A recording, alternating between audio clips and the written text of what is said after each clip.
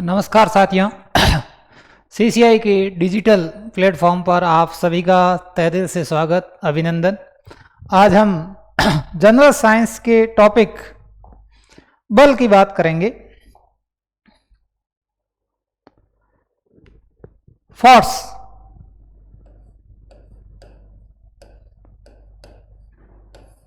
यानी बल।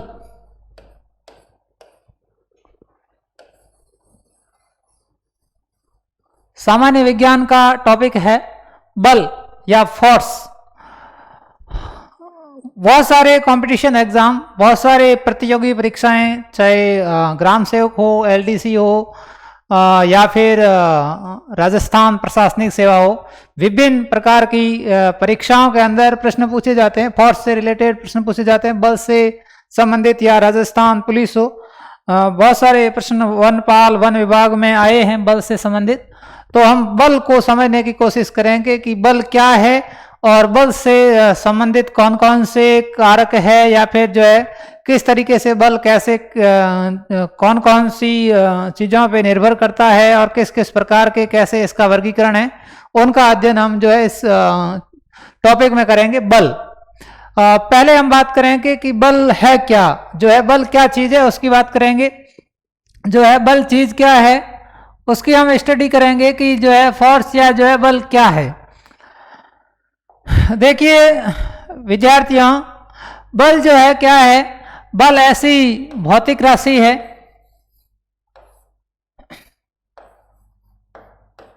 जो है बल ऐसी भौतिक राशि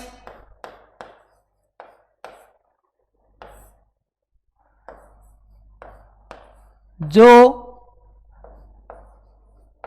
किसी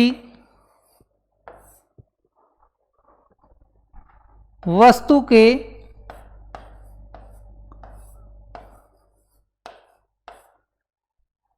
विराम अवस्था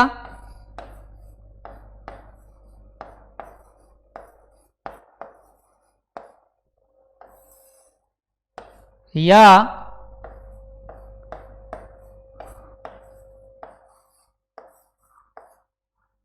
गतिशील अवस्था में परिवर्तन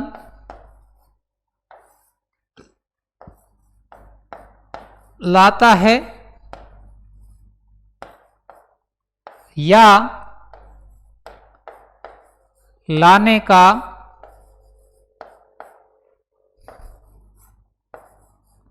प्रयास करता है।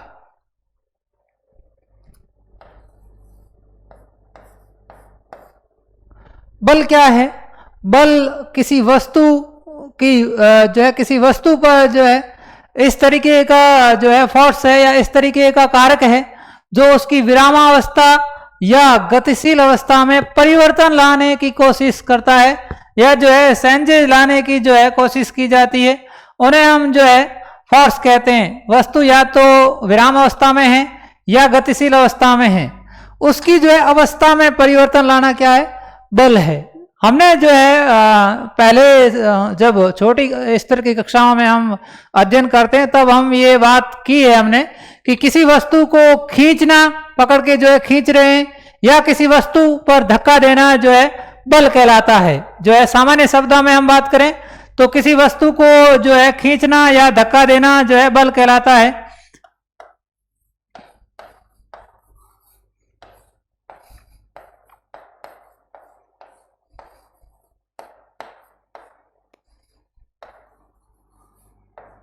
किसी वस्तु को खींचना या फिर जो है किसी वस्तु को धक्का देना क्या कहलाएगा? फोर्स। जो है कोई वस्तु है उसको हम खींच रहे हैं या जो है धक्का दे रहे हैं, इसका मतलब उस पर जो है जो फिजिकल फैक्टर काम में कर रहा है, जो भौतिक कारक काम उस पर कर रहा है, उसको हम क्या कहते हैं? फोर्स या बल कहलाता है। अब देखिए जो है बल की बात करें तो बल क्या है, जो है बल एक सदिश राशि है, जो है बल क्या है, एक सदिश राशि है। बल एक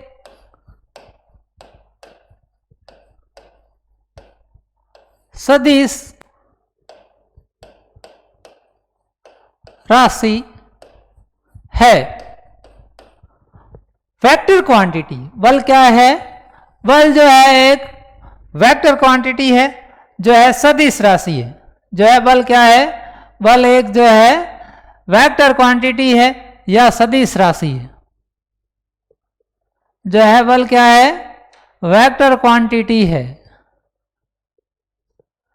जो है सदिश राशि है। और जब वेक्टर क्वांटिटी या सदिश राशि की बात आती है तो वहां पे दो चीजें बात की जाती है। वेक्टर क्वांटिटी में या सदिश राशि में दो चीजों की बात की जाती है कि जहां पर जो है परिमाण होगा प्लस वहां पे जो है दिशा होगी। जो है परिमाण और दिशा अगर दोनों होती है तो ऐसी जो है क्वांटिटी को हम कहते हैं वेक्टर क्वांटिटी या सदिश राशि। एक जो है आपको बता दें कि कुछ राशियां अदिश राशि होती है,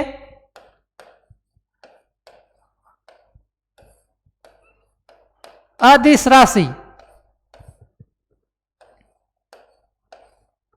जहां केवल परिमाण होता है, जहां पे केवल परिमाण की बात की जाती है वो क्या है, अदिश राशि। यानी जो है हम कहें स्केलर क्वांटिटी, जिसे कहा जाता है स्केलर क्वांटिटी।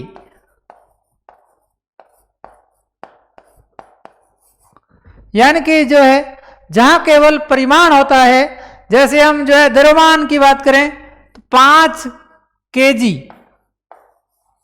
ये 5 क्या है, ये 5 जो है इसका मैग्नीट्यूड है, इसका परिमाण है। लेकिन बल के अंदर दोनों चीजें होती है, परिमाण भी होता है, दिशा भी होती है। जैसे हम बात करें, मान लीजिए ये कोई वस्तु है,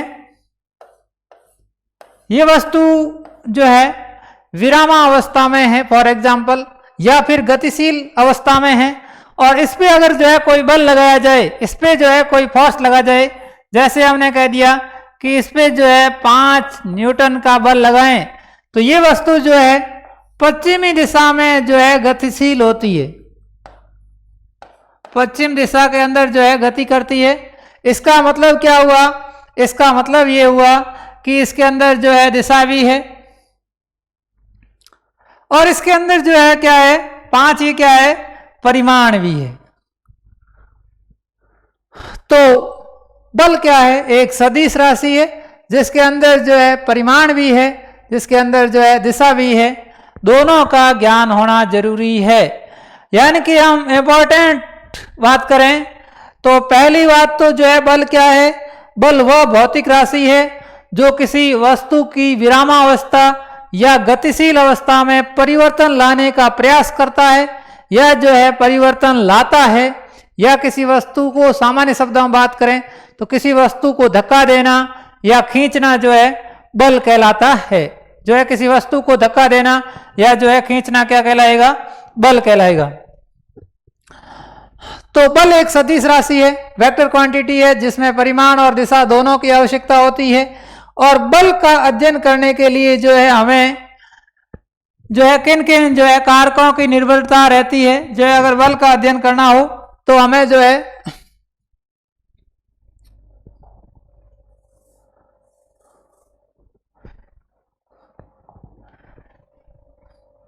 बल को जानने के लिए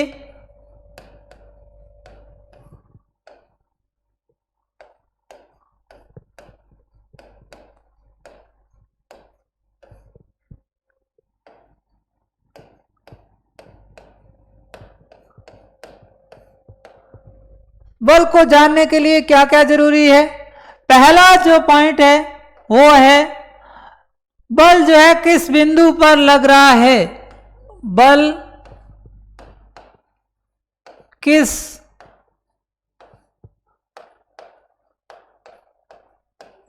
बिंदु पर कार्यरत है, उस बिंदु का ज्ञान होना जरूरी है कि जो है जैसे ये कोई ब्लॉक है तो इस ब्लॉक के लिए जो है बल कहाँ पे कार्य कर रहा है, कौन से बिंदु पे, इस बिंदु पे बल कार्य कर रहा है यानी कि यहां से बल लग रहा है, जो इस बिंदु पे फोर्स काम कर रहा है यानी कि यहां पे बल लग रहा है, ऊपर इसके टॉप पोजीशन यहां पे बल कार्य कर रहा है, यहां पे बल लग रहा है, या जो है इधर से फोर्स लग रहा है जो है, तो बल जो है किस बिंदु पे लग रहा है यानी इसके जो है सेंटर में लग रहा है, इस बॉडी के किनारे पर लग रहा है, या इस बॉडी के जो है साइड में जो है लग रहा है। तो ये हमें जो है जो कोई भी बल की स्टडी करनी है, बल का अध्ययन करना है, तो ये जरूरी है कि जो है बल किस बिंदु पर कार्यरत है। जो है पहली चीज, कोई भी बल का अध्ययन करना है तो हमें जो है उस बिंदु का ज्ञान होना जरूरी है। दूसरा बात, बल का परिमाण जरूरी है कि कितने परिमाण का बल लग रहा है, जो है उसके परिमाण का ज्ञान। और तीसरी बात जो है लगने वाले बल की दिशा का ज्ञान होना जरूरी है। तो किसी भी जो है हमें अगर फोर्स की स्टडी करनी हो, बल का अध्ययन करना हो, तो बल किस बिंदु पे कार्यरत है, जो है कौन से पॉइंट पे लग रहा है, टॉप पे लग रहा है या उसके सेंटर पे लग रहा है या किनारे पे लग रहा है या जो है उसके वर्टेक्स शीर्ष पे लग रहा है। दूसरी बात जो है उसका रिजल्टेंट कितना है, मैग्नीट्यूड कितना है, जो है परिमाण, कितने परिमाण का बल लग रहा है। और तीसरी बात जो है वो किस डायरेक्शन में लग रहा है। तो किसी भी बल को जानने के लिए जो है तीन बिंदु महत्वपूर्ण हैं। किस पॉइंट पे फोर्स काम कर रहा है, उसका मैग्नीट्यूड यानी परिमाण कितना है, कितने परिमाण का बल कार्य कर रहा है, और कौन सी डायरेक्शन में जो है किस दिशा में बल कार्य कर रहा है। तो ये तीन चीजें जो है बल का अध्ययन करने के लिए हमें इन तीन चीजों का ज्ञान होना अति आवश्यक है। अब जो है देखिए, जो है बल के मात्रक क्या होंगे, इनकी जो है यूनिट क्या होगी। बल का मात्रक,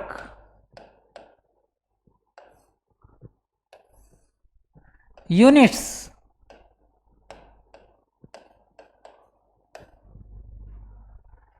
यूनिट्स को हम जो है तीन तरीके से जो है स्टडी करते हैं। पहली जो है तीन पद्धतियों में इसकी बात करते हैं। पहली है MKS पद्धति।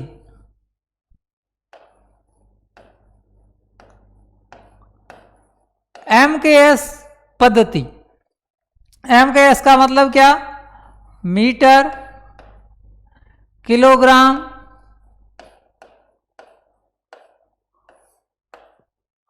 सेकंड।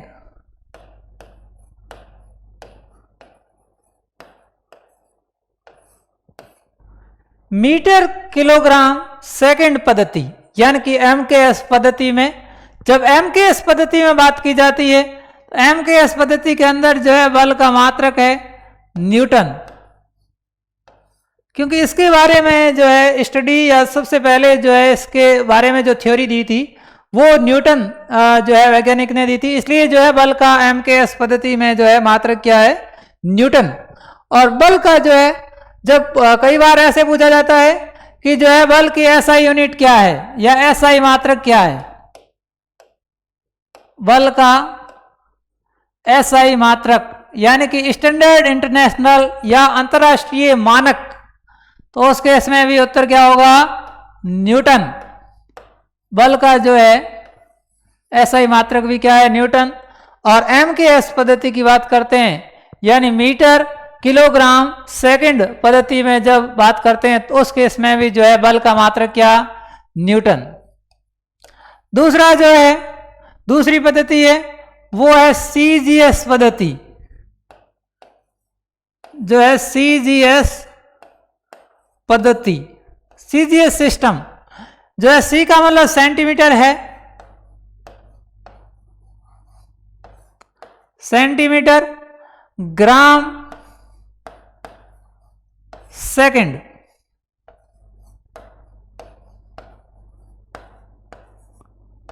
सेंटीमीटर ग्राम सेकंड, यानी कि सीजीएस पद्धति, और सीजीएस पद्धति के अंदर जो है बल का मात्रक है डाइन। इंपॉर्टेंट है, पूछा जाता है सीजीएस पद्धति के अंदर जो है बल का मात्रक पूछा जाए तो क्या होगा, डाइन। जो है सीजीएस पद्धति में बल का मात्रक है डाइन। और जो तीसरी अध्ययन की दृष्टि से जो तीसरा सिस्टम है वो है एफपीएस, एफपीएस पद्धति, यानी कि एफ का मतलब फुट,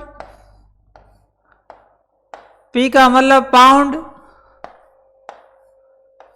एस का मतलब second, foot pound second system, यानी कि एफपीएस पद्धति।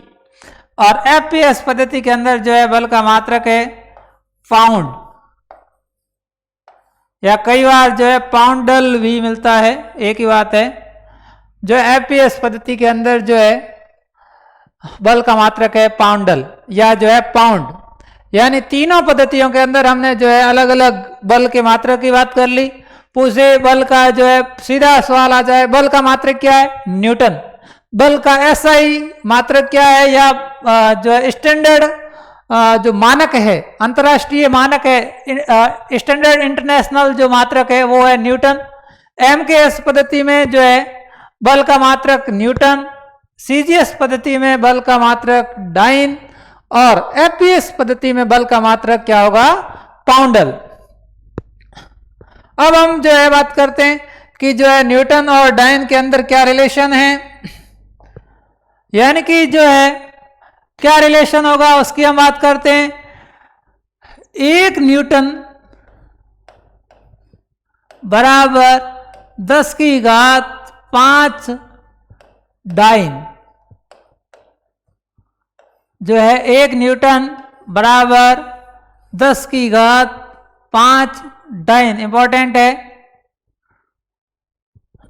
जो है 1 न्यूटन बराबर 10 की घात 5 डाइन, या अगर इसको जो है यूं कहें कि 1 न्यूटन बराबर 1,000,050 हो गए, यानी कि जो है 1,00,000 डाइन।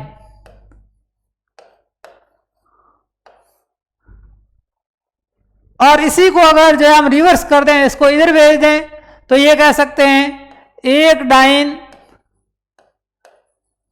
डाइन बराबर 10 की घात -5 न्यूटन। दोनों ही सही है, ये भी सही है, जो है ये भी सही है। ऐसा भी पूछा जा सकता है कि 1 डाइन में कितने न्यूटन होंगे, 10 की घात -5, क्योंकि ये जो है नीचे जाएगा तो 1/10 की घात 5 हो जाएगा, क्योंकि जो है इधर जो है 1 डाइन करेंगे तो 1/10 की घात 5 न्यूटन बराबर 1 डाइन। तो ये ऊपर जाएगा तो 10 की घात -5 न्यूटन बराबर 1 डाइन, यानी कि जो है 1 डाइन के अंदर 10 की घात -5 न्यूटन, या फिर 1 न्यूटन के अंदर 10 की घात 5 डाइन।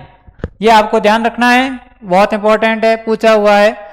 कई बार ये कंपटीशन में पूछा गया है कि 1 न्यूटन में कितने डाइन होते हैं, तो 1 न्यूटन में 10 की घात 5 यानी कि 1,00,000 डाइन होते हैं। अब जो है बल की अगर आगे हम बात करते हैं तो दो वस्तुओं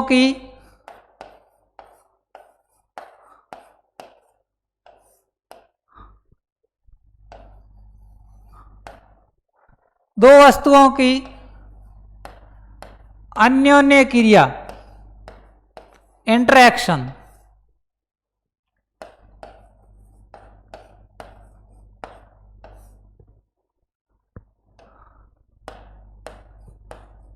से बल की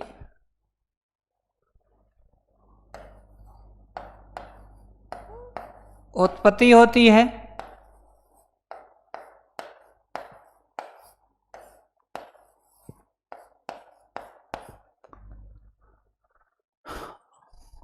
जो है दो वस्तुएं आपस में इंटरेक्शन करती है, जैसे जो है ये मान लीजिए एक वस्तु है, दूसरी ये है, इस पे जो है ये क्रिया कर रही है, उस केस में जो है इस वस्तु पे जो है ये बल काम कर रहा है। यानी कि हम सामान्य शब्दों में जब बात करते हैं तो किसी वस्तु को खींचना, इसको पकड़ के खींच रहे हैं, या किसी वस्तु को जो है धक्का देना ही बल है। तो जो है यही चीज जो है यहाँ पे बात हो रही है कि जब दो वस्तुएं हैं और उनके अंदर आपस में इंटरेक्शन हो रहा है, इसका मतलब वहां पे जो है फोर्स काम कर रहा है, वहां पे जो है बल काम कर रहा है।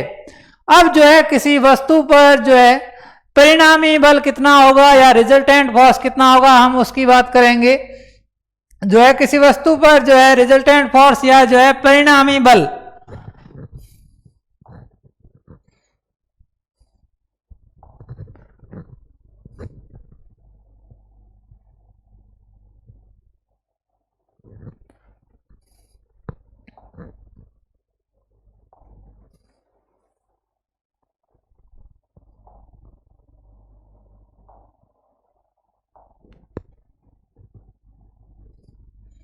जो है परिणामी बल,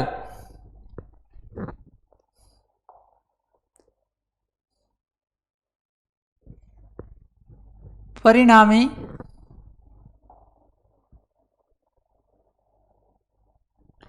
परिणामी बल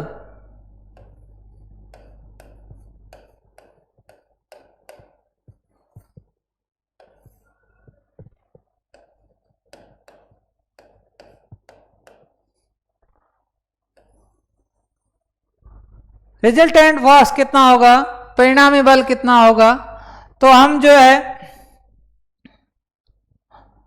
दो केस देखते हैं।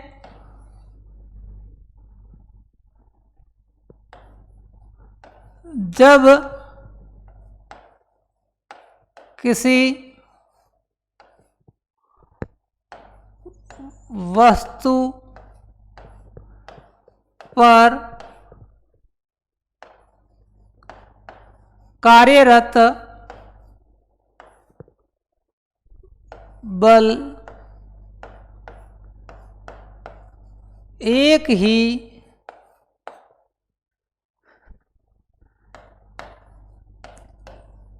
दिशा में हो। पहला केस ले रहे हैं कि जब किसी वस्तु पर कार्यरत बल एक ही दिशा में हो, एक ही डायरेक्शन में जो है कोई बल काम कर रहा हो, उसकी जो है दिशा क्या हो, एक ही दिशा हो। जो है एक ही दिशा के अंदर जो है कोई बल कार्य कर रहा है, जो है एक ही दिशा में जो है किसी वस्तु पर जो है कार्यरत बल एक ही दिशा में हो। अब देखिए, जैसे मान लीजिए ये कोई ब्लॉक है, ये ब्लॉक है और इस पे जो है कोई बल काम कर रहे हैं, जैसे ये F1 बल और दूसरा जो है ये F2 बल। दो बल जो है कार्यरत है इस वस्तु पर, एक F1 और एक जो है F2। जो है F1 बल और F2 बल जो है दो बल कार्यरत है, F1 और F2। और हमें ये बताना है कि इस पे जो है रिजल्टेंट फोर्स कितना होगा, इस पे परिणामी बल कितना होगा। हमें जो है रिजल्टेंट फोर्स निकालना है, परिणामी बल ज्ञात करना है। जो है इस पे जो है हमें परिणामी बल निकालना है। तो जब किसी वस्तु पर लगने वाले बल एक ही दिशा में हो, यानी एक ही डायरेक्शन में लग रहे हो, उस केस में जो इसका परिणामी बल होगा वो सभी बल आपस में जुड़ जाएंगे। जितने भी बल जो काम कर रहे हैं एक दिशा में, वो सारे जुड़ जाएंगे। यहाँ पे दो बल एक दिशा में कार्य कर रहे हैं, यानी कि F1 और F2, तो दोनों जुड़ जाएंगे। परिणामी बल क्या हो जाएगा, F1 प्लस F2। ये इनका जो है रिजल्टेंट फोर्स होगा, या कुल बल होगा, या जो है परिणामी बल होगा। यानी कि जो है कितने जो है इस पे बल कार्य कर रहे हैं, इसको हम कहते हैं परिणामी बल। एग्जाम्पल के तौर पे हम बात करते हैं, एक उदाहरण लेते हैं। जैसे मान लीजिए ये कोई ब्लॉक है, ये कोई ब्लॉक है और इस ब्लॉक में जो है दो बल कार्य कर रहे हैं, जैसे ये जो है 2 न्यूटन और दूसरा जो है ये 5 न्यूटन। हमें पूछा जाए इस ब्लॉक पर जो है कितने न्यूटन बल कार्य कर रहा है या इस पर लगने वाले बलों का परिणामी बल कितना होगा, रिजल्टेंट फोर्स कितना होगा। इस पे हमें जो है परिणामी बल की गणना करनी है। जो है इस पे क्या निकालना है, परिणामी बल। परिणामी बल निकालना है तो हम क्या करेंगे, दोनों एक ही दिशा में लग रहे हैं, 2 न्यूटन भी इधर ही लग रहा है और जो है 5 न्यूटन भी इधर ही लग रहा है, इसलिए हम जोड़ लेंगे 2 + 5, 2 और 5 जोड़ेंगे 7 न्यूटन। तो जो है परिणामी बल कितना हो गया, 7 न्यूटन। जो है रिजल्टेंट फोर्स कितना हो गया, परिणामी बल कितना हो गया, 7 न्यूटन। यानी कि जो है टोटल कितना आ गया, 7 न्यूटन। ये 2 न्यूटन और ये जो है 5 न्यूटन, जो है 2 न्यूटन और 5 न्यूटन, तो टोटल कितना हो गया, 7 न्यूटन। दोनों को ही जोड़ दिया। दूसरा एग्जाम्पल हम लेते हैं। ये कोई वस्तु है, इसमें जो है कुछ बल कार्यरत है, जैसे ये 2 न्यूटन, ये 10 न्यूटन और ये जो है 15 न्यूटन। ये जो है इस पे 3 बल कार्यरत है, 2 न्यूटन, 10 न्यूटन और 15 न्यूटन। और हमें पूछा जाए इस वस्तु पर जो है परिणामी बल कितना होगा, जो है परिणामी फोर्स कितना होगा, तो हम परिणामी बल निकाल लेंगे। इसका जो परिणामी बल होगा वो निकाल लेंगे, यानी सबको जोड़ लेंगे। 2 + 10 + 15, 10 और 15 25 और 2 27, यानी कि 27 न्यूटन। परिणामी बल कितना हो गया, 27 न्यूटन। यानी कि जब बल एक ही दिशा में कार्यरत है, सारे बल एक ही डायरेक्शन में लग रहे हैं, जैसे इस पे ये फोर्स लगा, जो है ये फोर्स लग रहा है, ये भी लग रहा है, ये भी लग रहा है, ये भी लग रहा है, उस केस में इन सभी अंगुलियों की वजह से लगने वाले फोर्स इस पर जुड़ जाएंगे। यानी एक दिशा में है तो सारे बल जो है आपस में क्या होंगे, जुड़ जाएंगे। यानी कि जो है ये 2 न्यूटन, ये 10 न्यूटन और ये जो है 15 न्यूटन, सबको जोड़ लिया तो कितने हो गया, 27 न्यूटन। यानी कि जो है रिजल्टेंट जो फोर्स है वो क्या हो जाएगा, सम हो जाएगा, जुड़ जाएगा, ऐड हो जाएगा। जो है केस सेकंड लेते हैं हमने। फर्स्ट केस परिणामी जो है ले लिया है। जो है फर्स्ट केस ये जब किसी वस्तु पर कार्यरत बल एक ही दिशा में हो। अब जो है हम सेकंड केस लेते हैं, जो है इसका केस नंबर 2 लेते हैं। वो फर्स्ट केस है। जो है केस दूसरा लेते हैं, जब कार्यरत बल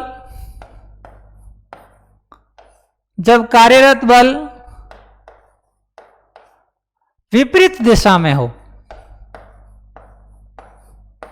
जब कार्यरत बल विपरीत दिशा में हो।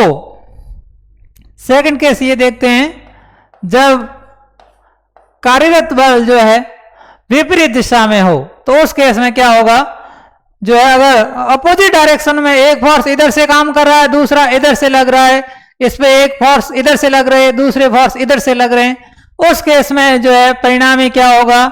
जैसे ये कोई ब्लॉक है,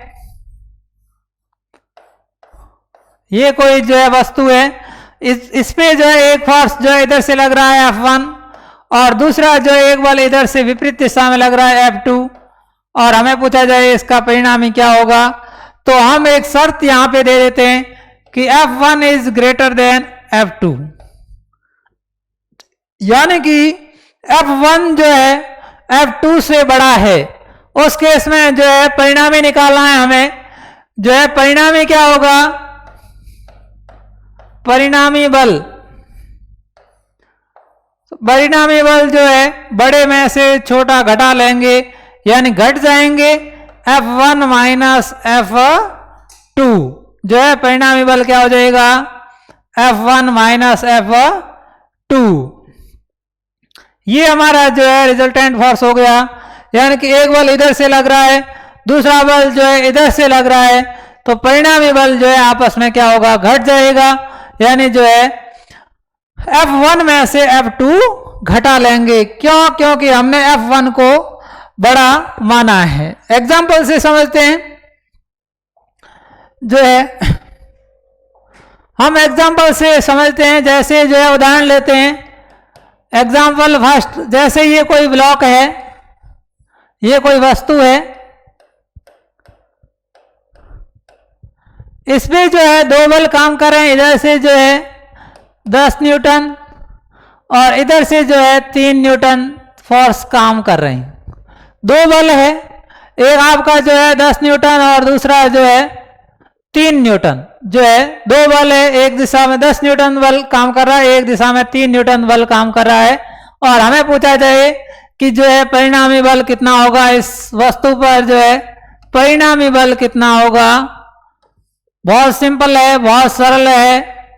यानी कि जो है जो बड़ा है उसमें से छोटा, क्योंकि ये इधर से लग रहा है, ये इधर से लग रहा है, तो बड़े वाले में से छोटे वाला घटा लेंगे। यानी कि 10 बड़ा है 3 से, तो 10 में से 3 घटा लेंगे। 10 माइनस 3, 10 में से 3 गए, पीछे बच गए 7 न्यूटन। तो इस पे जो रिजल्टेंट फोर्स लगेगा वो कितने न्यूटन लगेगा, 7 न्यूटन जो है इस पे परिणामी बल लगेगा। 7 न्यूटन जो है रिजल्टेंट फोर्स इस पे रहेगा, यानी कुल बल जो है लगने वाला। क्योंकि जो है 10 न्यूटन इधर से हैं, 3 न्यूटन इधर से हैं, तो 10 में से 3 न्यूटन ये जो है प्रभाव को कैंसिल कर देगा, पीछे बच गया 7 न्यूटन इस पे बल लग रहा है। जो है 3 न्यूटन इसके जो है 10 वाले प्रभाव को ये निरस्त कर देगा, तो पीछे कितना बच गया, 7 न्यूटन बल बच गया। एक और एग्जांपल लेते हैं। जैसे ये कोई ब्लॉक है, ये ब्लॉक है और इस ब्लॉक पे जो है कुछ बल कार्यरत हैं। जैसे इधर से जो है 2 न्यूटन, इधर से जो है 5 न्यूटन, इधर से फोर्स काम कर रहे हैं 3 न्यूटन, 7 न्यूटन, 10 न्यूटन, ये बल कार्यरत है। इधर से जो है 2 बल कार्य कर रहे हैं और उस साइड से जो है 3 बल कार्य कर रहे हैं। और हमें पूछा गया है कि परिणामी बल कितना होगा, इस पे जो है रिजल्टेंट फोर्स कितना होगा। तो पहले हमें जो है जो एक दिशा में बल कार्यरत है उनको जोड़ना होगा कि एक डायरेक्शन के अंदर कितने हैं और दूसरी दिशा में कितने हैं। तो इधर का जो है रिजल्टेंट हम निकालें तो इन दोनों को जोड़ लेंगे, तो इधर का आ जाएगा 2 और 5 कितने न्यूटन हो गए, 7 न्यूटन। इधर कितना आ गया, 7 न्यूटन। इधर से जो है कितना फोर्स लग रहा है, 7 न्यूटन। इधर के हम जोड़ लेंगे 3 और 7 10, 10 और 10 20। इधर से कितना है, 20 न्यूटन। इधर से जो है 20 न्यूटन। जो है इधर से 20 न्यूटन बल लग रहा है, इधर से 7 न्यूटन बल लग रहा है। अब हम परिणामी निकाल सकते हैं, क्योंकि एक ही दिशा वालों को जोड़ लिया, अब हम विपरीत दिशा वालों को घटा लेंगे। तो अब परिणामी निकालते हैं। परिणामी बल या रिजल्टेंट फोर्स, परिणामी बल, परिणामी बल में हम क्या करेंगे, बड़े में से छोटा घटा लेंगे। यानी कि 20 माइनस 7, 20 माइनस 7 पीछे बच गए 13 न्यूटन, यानी कि जो है 13 न्यूटन। इस पे जो परिणामी बल होगा वो होगा 13 न्यूटन, क्योंकि जो है इधर 7 न्यूटन लग रहा है, इधर से जो है 20 न्यूटन लग रहा है, तो 20 में से 7 न्यूटन निरस्त हो जाएगा, पीछे बच गया 13 न्यूटन। इस पे जो है रिजल्टेंट या परिणामी बल कार्य करेगा या कार्यरत होगा। तो इस तरीके से हम जो है किसी वस्तु पर कार्यरत बलों से उनका परिणामी बल ज्ञात कर सकते हैं, उन पे जो है कुल कार्यरत बल ज्ञात कर सकते हैं। कई बार जो है रिजल्टेंट फोर्स या परिणामी बल को हम जो है कुल कार्यरत बल भी कह सकते हैं, वो एक ही चीज है। जो है इसको दूसरे शब्दों में जो है ये भी कह सकते हैं कुल कार्यरत बल, कुल कार्यरत बल, कुल जो है कार्यरत बल, इसको जो है परिणामी बल या कुल कार्यरत बल जो है परिणामी बल कहेंगे। अब देखिए जो है हम आगे बात करते हैं गणितीय रूप से जो है इसको बल को कैसे परिभाषित करेंगे। मैथमेटिकल फॉर्म में बात करें बल का गणितीय रूप, बल को जो है गणितीय रूप में परिभाषित करते हैं तो उस टाइम कहते हैं बल क्या चीज है।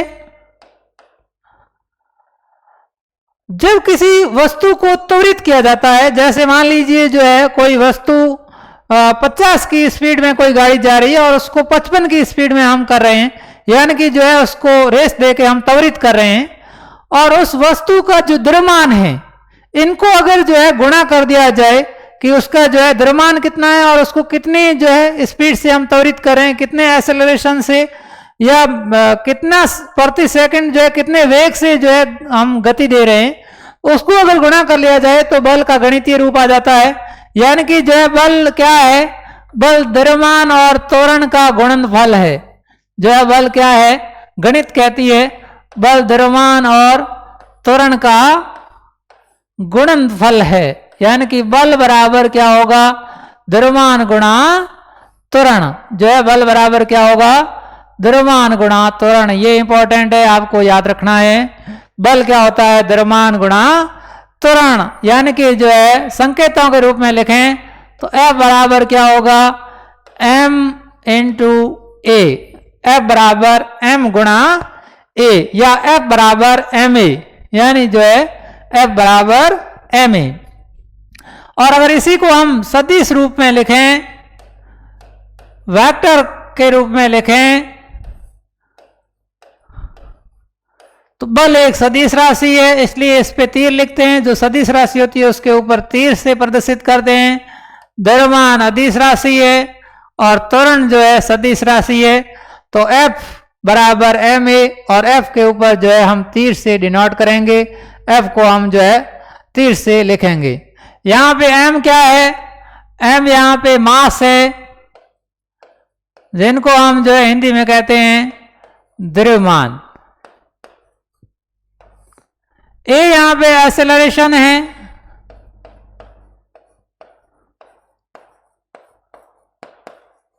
जिसे हम हिंदी में कहते हैं त्वरण। और त्वरण क्या होता है, इसको हम जो है केजी में मापते हैं। और जो है त्वरण क्या होता है, मीटर प्रति सेकंड स्क्वायर। जो है त्वरण क्या होता है, मीटर प्रति सेकंड स्क्वायर। और इससे हम छोटे छोटे न्यूमेरिकल हल कर सकते हैं, छोटे छोटे प्रश्नों को हल कर सकते हैं जो इस न्यूमेरिकल आधार पर कंपटीशन में पूछे जाते हैं, प्रतियोगी परीक्षाओं में सवाल आते हैं। जैसे हम एग्जाम्पल के तौर पे बात करें, एक प्रश्न लिख रहा हूं मैं यहाँ पे, 5 केजी द्रव्यमान, 5 केजी द्रव्यमान की किसी वस्तु को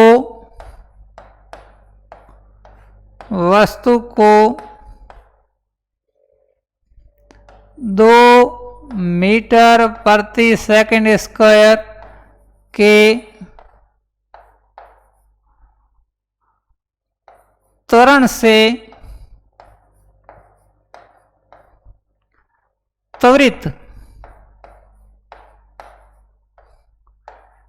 करने के लिए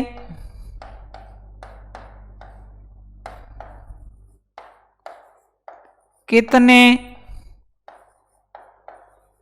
बल की आवश्यकता होगी।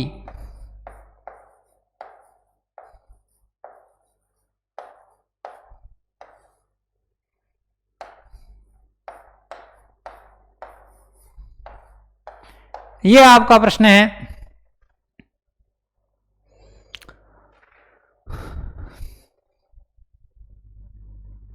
ये प्रश्न है जो है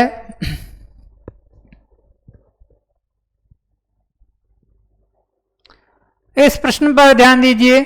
5 केजी द्रव्यमान की किसी वस्तु को 2 मीटर प्रति सेकंड स्क्वायर के त्वरण से त्वरित करने के लिए कितने बल की आवश्यकता होगी। यानी कि जो है 5 केजी क्या है, द्रव्यमान है, और 2 मीटर प्रति सेकंड स्क्वायर क्या है, त्वरण है, और हमें क्या निकालना है, हमें जो है बल की गणना करनी है। यानी कि हमारे पास क्या क्या है, हमारे पास द्रव्यमान है, हमारे पास त्वरण है, और हमें निकालना क्या है, बल निकालना है। जो है हमें बल जो है निकालना है। हमारे पास जो है m दिया हुआ है, m बराबर कितना है, m बराबर 2 केजी। m बराबर कितना है, m बराबर जो है 5 केजी। जो m कितना है, 5 केजी। m जो है कितना है, 5 केजी। a बराबर कितना है, 2 मीटर प्रति सेकंड स्क्वायर। देखिए यहां ध्यान दीजिए, 5 केजी द्रव्यमान की किसी वस्तु को 2 मीटर प्रति सेकंड स्क्वायर के त्वरण से त्वरित करने के लिए कितने बल की आवश्यकता होगी। तो उस केस में जो है हमने क्या कर दिया, हमने जो m बराबर 5 केजी लिख दिया और a बराबर 2 मीटर प्रति सेकंड स्क्वायर लिख दिया। और हमें गणना किसकी करनी है, हमें बल की गणना करनी है, F निकालना है। और हमें पता है F बराबर क्या होता है, F बराबर m गुणा a, यानी F बराबर ma। और वही बल लगा सकते हैं जिन्होंने ma किया है या जो ma करेंगे, जो ma पास होंगे वही फोर्स लगा सकते हैं। यानी जो बल वही लगाएंगे, बल उनका ही काम करेगा जो ma पास होंगे। तो F बराबर क्या हो गया, m कितना 5 गुणा a कितना 2, 5 को 2 से गुणा करेंगे, F बराबर जो है कितना हो गया 10 न्यूटन। तो जो है कितने फोर्स की जरूरत पड़ेगी, जो है हमें कितने बल की जरूरत पड़ेगी, जो है 10 न्यूटन बल की जो है आवश्यकता होगी।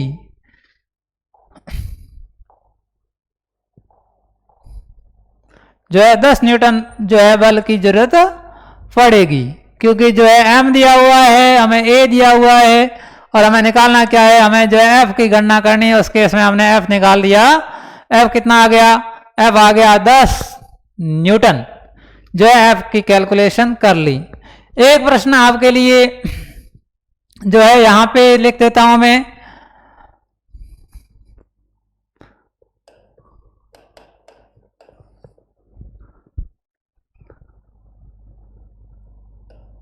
दस केजी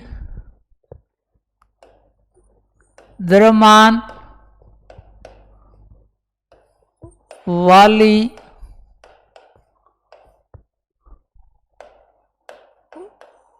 वस्तु को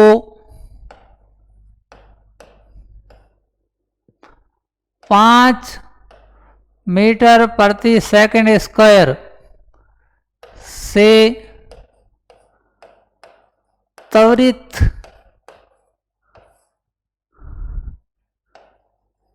करने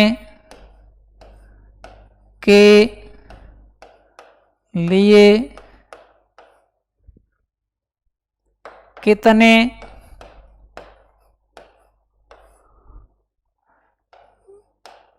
बल की आवश्यकता होगी।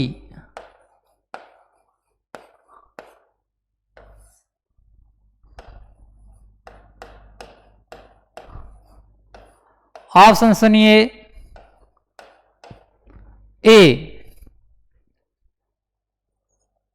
25 न्यूटन, बी 50 न्यूटन, सी 75 न्यूटन और डी 100 न्यूटन। आप कमेंट करके कमेंट बॉक्स में डाल सकते हैं जो है कितने न्यूटन फोर्स की आवश्यकता होगी। ये आपके लिए जो है कमेंट बॉक्स में आप कमेंट डाल दीजिए। इसको जो है मौखिक रूप से आप हल कर सकते हैं। आपके लिए ये प्रश्न है, 10 केजी द्रव्यमान वाली वस्तु को 5 मीटर प्रति सेकंड स्क्वायर से त्वरित करने के लिए कितने बल की आवश्यकता होगी, कितने बल की जरूरत पड़ेगी। 25 न्यूटन, 50 न्यूटन, 75 न्यूटन या 100 न्यूटन। जो है कितने न्यूटन बल की जरूरत पड़ेगी, कितने न्यूटन बल की आवश्यकता होगी। अब दूसरे केस में हम बात करें कि यदि किसी वस्तु को हम किसी ऊंचाई से छोड़ें, किसी जो है द्रव्यमान वाली वस्तु को हम ऊपर से छोड़ें, तो वो जो है किसी त्वरण से या पृथ्वी की गुरुत्वीय त्वरण से नीचे आती है। उस केस में जो है कितना बल लगता है उसकी हम बात करते हैं।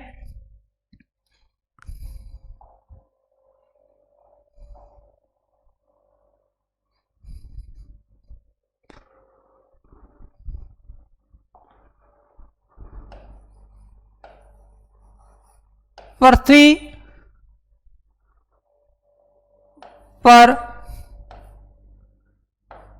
किसी ऊंचाई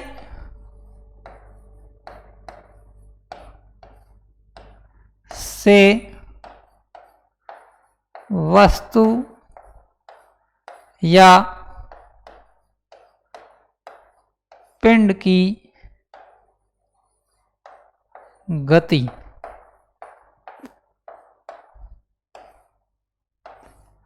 जो है किसी ऊंचाई से अगर जो है कोई वस्तु है, जैसे यहां से यहां नीचे आ रही है, पृथ्वी इसको नीचे खींच रही है, तो उस केस में जो है इस पे फोर्स कितना होगा जब गति करती है। तो उस केस के अंदर जो है फोर्स की हम बात कर रहे हैं।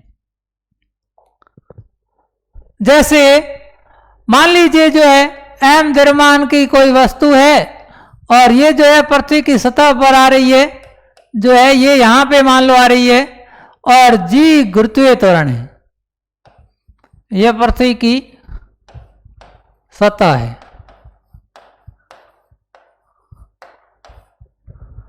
तो ये नीचे आएगी, इसके लिए जो फोर्स काम करेगा, जो इस पे बल होगा वो कितना होगा, वो होगा F बराबर mg, यानी m गुणा g। यहां पे जो है, वहां पे जो है हम ये बात कर रहे थे त्वरण की, जो जनरल एक्सेलरेशन है, जो सामान्य त्वरण की बात कर रहे थे। यहां पे जो हम बात करेंगे वो करेंगे g, यानी जो है ग्रेविटेशनल एक्सेलरेशन। जी यहां क्या है, जी यहां गुरुत्वीय त्वरण है, m द्रव्यमान है, और g यहां पे क्या है, जी यहां गुरुत्वीय त्वरण है, और जिसका मान होता है, g की वैल्यू होती है 9.8 मीटर प्रति सेकंड स्क्वायर। इंपॉर्टेंट है, याद कर लेना है। गुरुत्वीय त्वरण g का मान कितना होता है, 9.8 मीटर प्रति सेकंड स्क्वायर, जो है ये गुरुत्वीय त्वरण या g का मान होता है। इतने त्वरण से जो है पृथ्वी वस्तुओं को अपनी ओर खींचती है या जो है नीचे आती है। यानी कि जो है m को g से गुणा कर लीजिए, कितना आ जाएगा, बल आ जाएगा इस केस में। और इसको जो है कई बार जो है इक्विवेलेंट के रूप में जो है हम 9.8 की जगह जो है 10 मीटर प्रति सेकंड स्क्वायर भी यूज करते हैं, यानी जो है 10 मीटर प्रति सेकंड स्क्वायर जी का मान भी मान लेते हैं। लेकिन इसकी जो एग्जैक्ट वैल्यू है वो है 9.8, यानी 9.8 मीटर प्रति सेकंड स्क्वायर। एग्जाम्पल देखिए,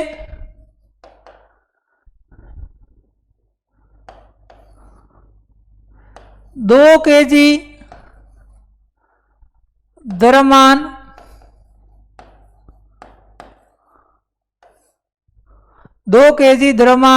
के किसी 2 केजी द्रव्यमान के किसी पिंड को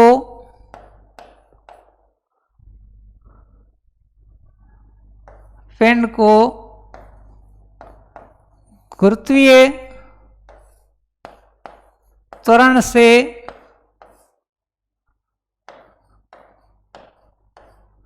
त्वरित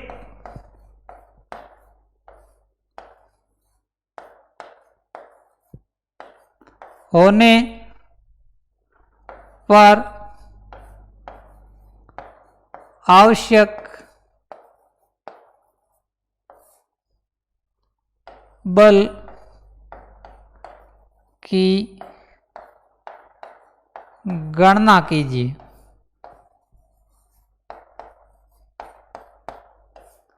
यानी जो है 2 केजी द्रव्यमान की कोई पिंड है, कोई वस्तु है, और उसको गुरुत्वीय त्वरण से त्वरित होना है, तो उसके लिए उसको जो है नीचे आने के लिए जो है कितना बल की जरूरत पड़ेगी, कितना फोर्स चाहिए, उसको हम कैलकुलेट करते हैं। हमें पता है F बराबर क्या होता है, m गुणा g। अब यहां पे हम मान रख देते हैं, m का मान कितना है 2 है, गुणा g का मान 9.8 है, इसको गुणा कर लेंगे तो कितना आ जाएगा 19.2 न्यूटन। तो इस तरीके से हम जो है गुरुत्वीय त्वरण के शब्दों में भी जो है बल की गणना की जा सकती है, बल की कैलकुलेशन की जा सकती है, यानी F बराबर mg के केस में। जय हिंद। कोरोना के इस काल में आप सुरक्षित रहें, घर पे रहें और ऑनलाइन कक्षाओं का नियमित रूप से लाभ लेते रहें। जय हिंद, जय भारत।